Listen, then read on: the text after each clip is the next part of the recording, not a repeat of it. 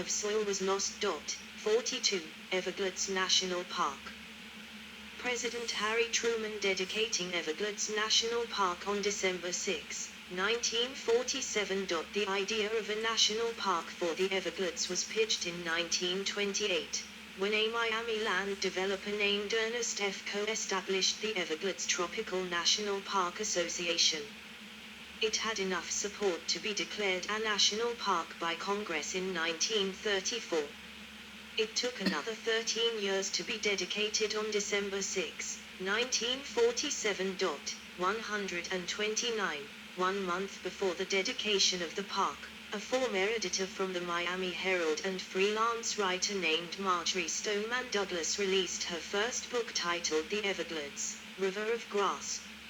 After researching the region for 5 years, she described the history and ecology of South Florida in great detail.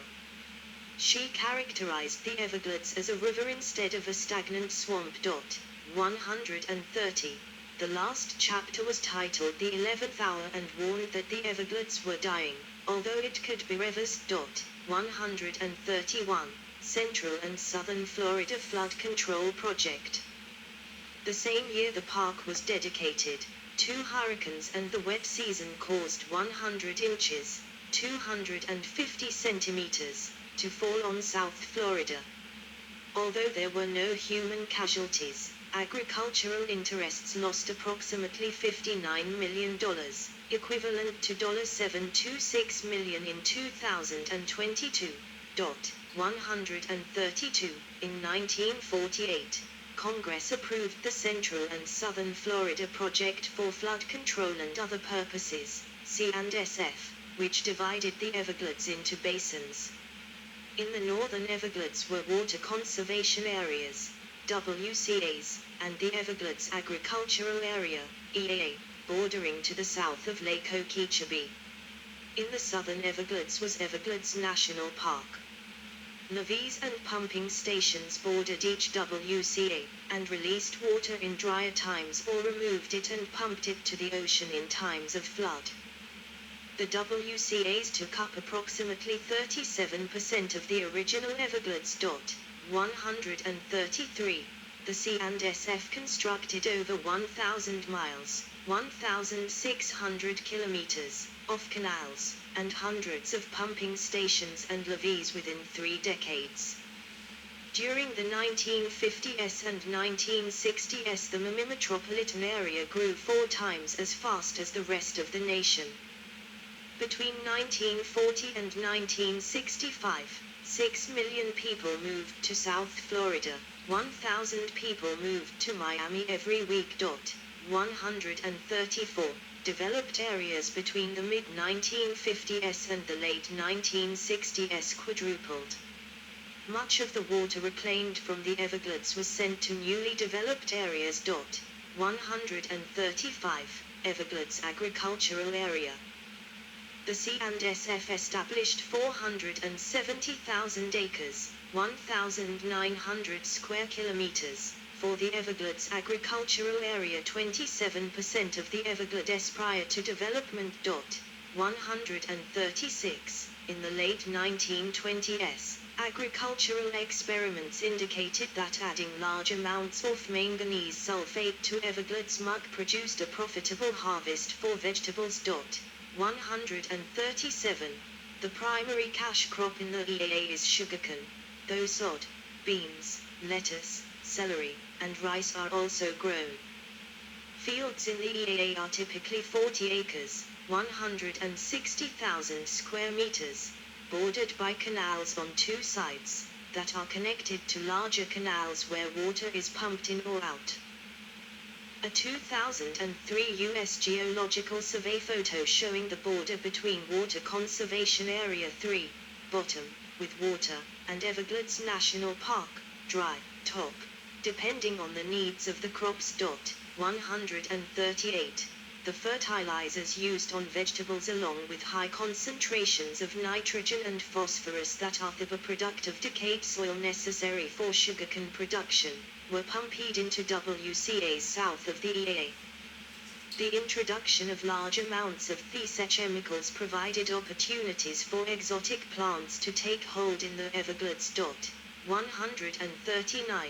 One of the defining characteristics of natural Everglades ecology is its ability to support itself in a nutrient-poor environment, and the introduction of fertilizers began to alter the plant life in the region. 140. Jetport proposition. A turning point came for development in the Everglades at the proposal in the late 1960s for an expanded airport, after Miami International Airport outgrew its capacities. The new jetport was planned to be larger than Dulles JFK and LAX airports combined, and the chosen location was 6 miles, 9.7 kilometers, north of Everglades National Park. The first sentence of the U.S. Department of Interior study of the environmental impact of the jetport read: development of the proposed jetport and its attendant facilities will inexorably destroy the South Florida ecosystem and thus the Everglades National Park. 141.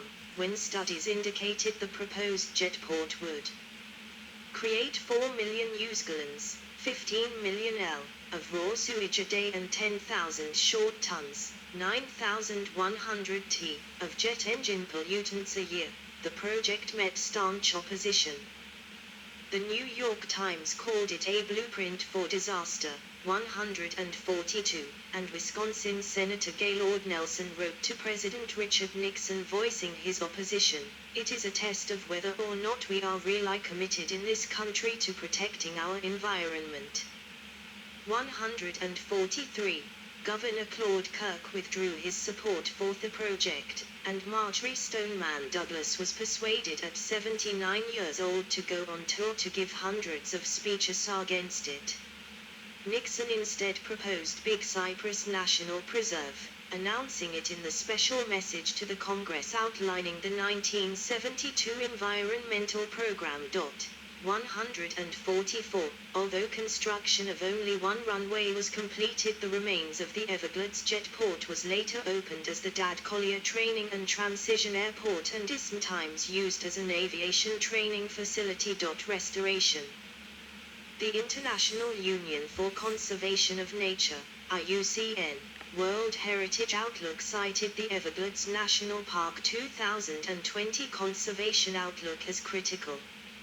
Assessment of current trends were concluded to be deteriorating with very high threat to the overall health of the ecosystem. Unfortunately, some ecological features now lost cannot be restored as they were initially developed over decades to centuries. 145. The surviving ecological features are of vital importance to protect due to their essential support of the state of Florida and their unique properties, unknown elsewhere in the world, and are of invaluable consequence to multiple fields of study. Major contributors to this decline include water quality, nutrient pollution, quantity, reduced water flow, distribution and timing, invasive species, climate change, sea level rise, etc., ocean acidification, and hurricanes. Other significant threats to the restoration and conservation of the Everglades are lagging logistic and legislative action.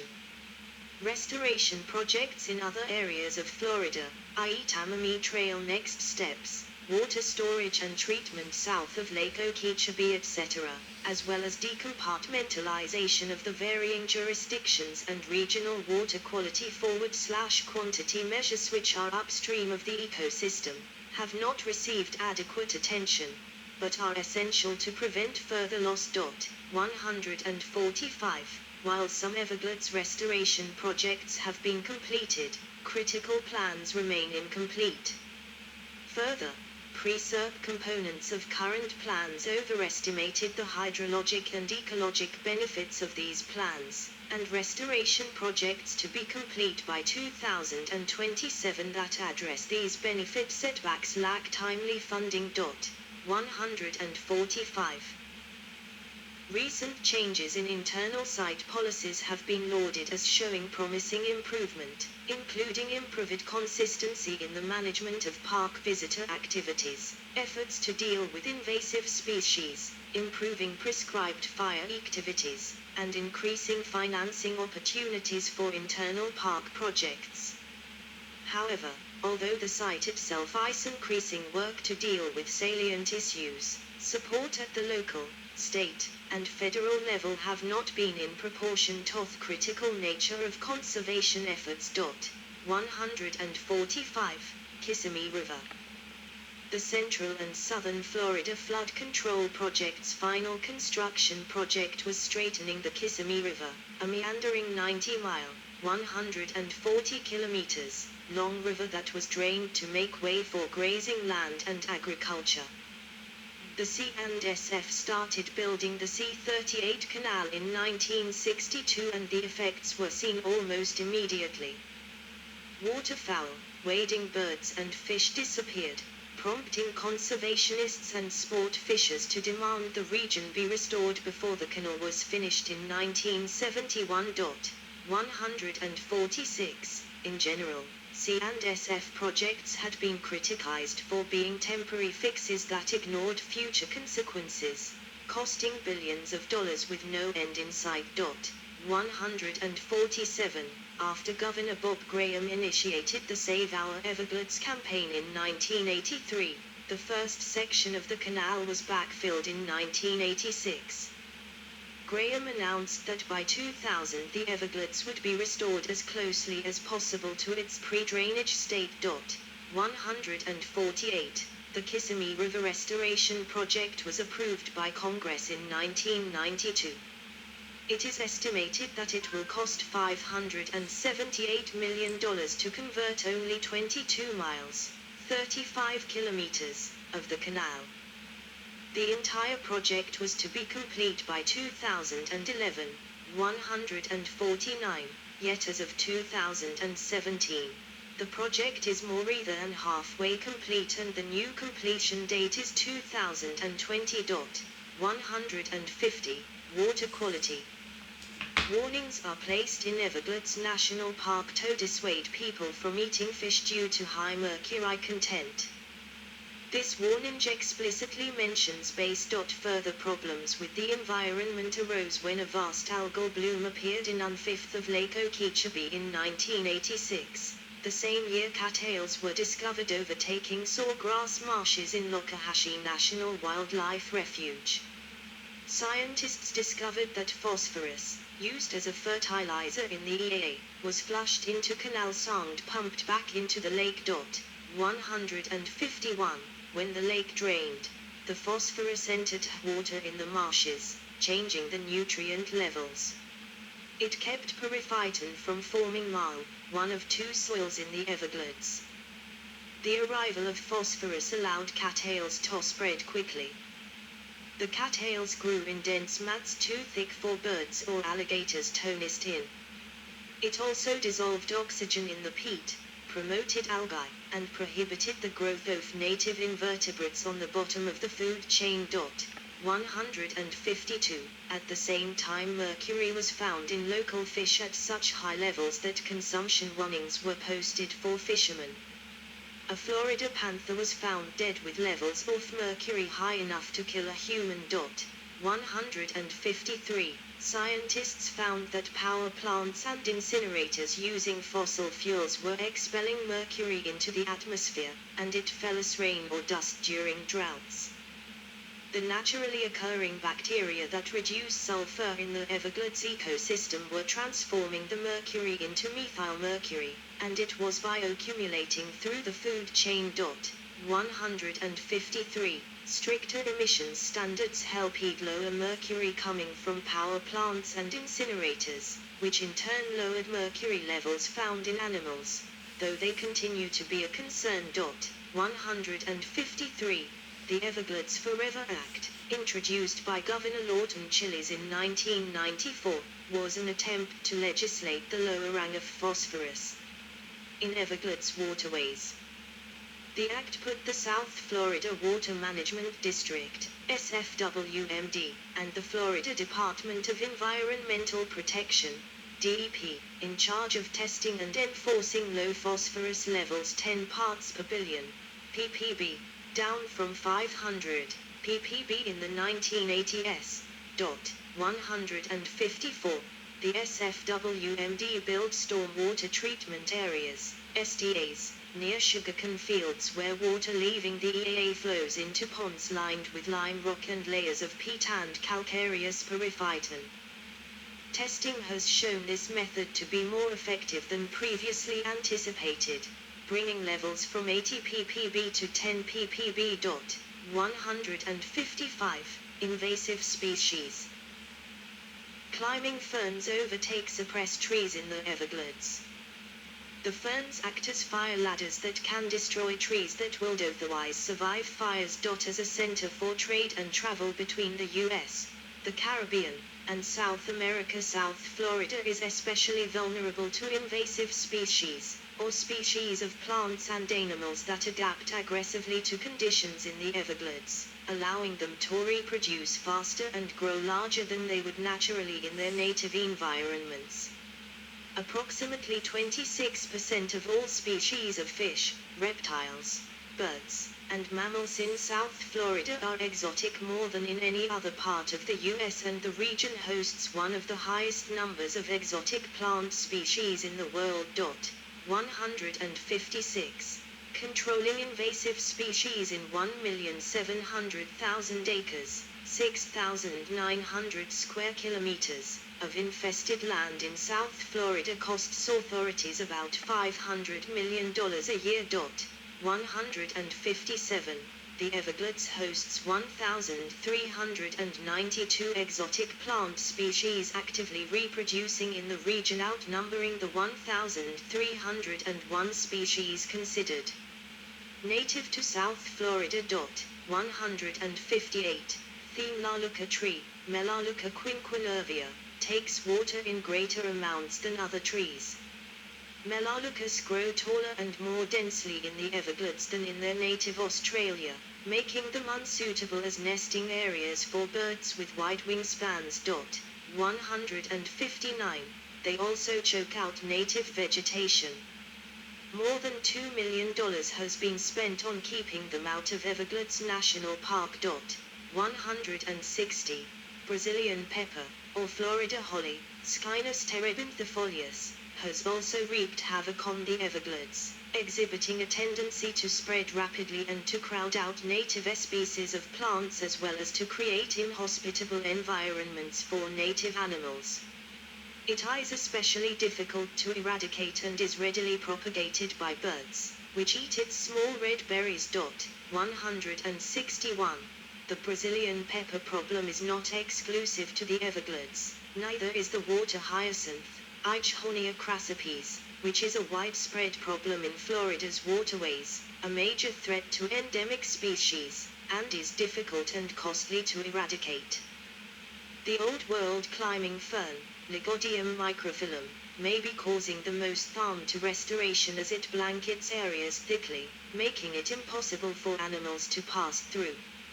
It also climbs up trees and creates fire ladders, allowing parts of the trees to burn that would otherwise remain unharmed. 162. Many pets have escaped or been released into the Everglades from the surrounding urban areas.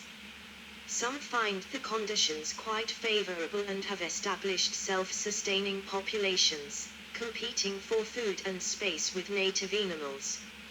Many tropical fish have been released, but blue tilapias, Aureochromis aureus, cause damage to shallow waterways by creating large nests and consuming aquatic plants that protect native young fish. 163. Native to Southern Asia, the Burmese python, Python molurus bivitatus, is a relatively new invasive species in the Everglades. This species can grow up to 20 feet, 6.1 m, long, and they compete with alligators for the top of the food chain. Florida wildlife officials speculate that escaped pythons have begun reproducing in an environment for which they are well suited. 164, 165. In 2017, the South Florida Water Management District implemented the Python Elimination Program, hoping to encourage the public to participate in the removal of the snakes by placing a cash reward per foot of python captured and euthanized with an additional wage pay and $200 per active nest found. 166. In Everglades National Park alone, agents removed more than